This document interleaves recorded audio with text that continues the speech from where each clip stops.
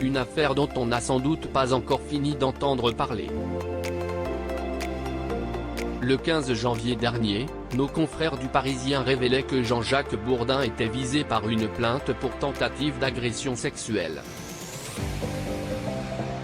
Après quelques jours de turbulences, l'animateur a finalement été écarté de l'antenne de BFM TV et RMC. Dans un communiqué transmis à la AFP, via son avocat, Christian Saint-Palais, le journaliste de 72 ans exprimait son mécontentement suite à cette éviction. « Je regrette la décision unilatérale du groupe BFM TV et RMC de me retirer des antennes pour prévenir des risques d'instrumentalisation de la plainte dont je fais l'objet. Je rappelle que je conteste les faits qui me sont reprochés et déplore que le principe de présomption d'innocence soit ignoré. »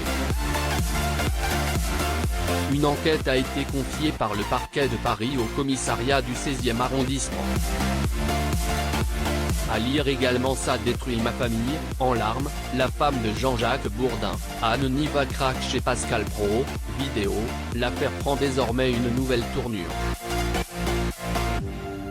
La victime présumée de Jean-Jacques Bourdin est sortie du silence lundi 14 février en dévoilant son identité par le biais d'une enquête de Mediapart.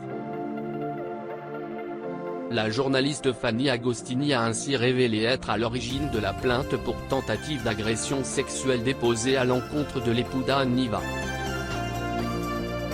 Celle qui a animé Thalassa de 2017 à 2019 sur France 3 est revenue sur le déclic qui l'a poussée à franchir les portes d'un commissariat. Elle affirme avoir été choquée de voir Jean-Jacques Bourdin s'entretenir avec Nicolas Hulot, accusé de multiples agressions sexuelles, en février 2018. Il a été super complaisant, on avait l'impression qu'il compatissait, ça m'a fait serrer les dents. Je me suis dit, est-ce que c'est normal ce que j'ai vécu? Est-ce que les femmes doivent supporter ça? A-t-elle commenté. À lire également Je comprends qu'ils ne le vivent pas bien, ce n'est pas facile. Jean-Jacques Bourdin écarté de BFM TV et RMC, Marc-Olivier Fogiel lui tend la main. Fanny Agostini s'est ensuite épanchée sur l'épisode de la présumée agression en 2013, lorsqu'elle participe à l'Open de pétanque de Calvi, en Corse, où Jean-Jacques Bourdin est également compris. Il s'est mis à nager parallèlement à moi, tout en commençant à me faire des compliments, me dire que j'avais changé, qu'il ne me voyait pas comme ça. J'étais hyper mal à l'aise, l'estomac serré. L'ex-animateur de Bourdin Direct se serait ensuite approché très rapidement d'elle, l'aurait attrapée par le cou, sur le côté et l'aurait attirée vers lui brusquement pour tenter de l'embrasser à plusieurs reprises.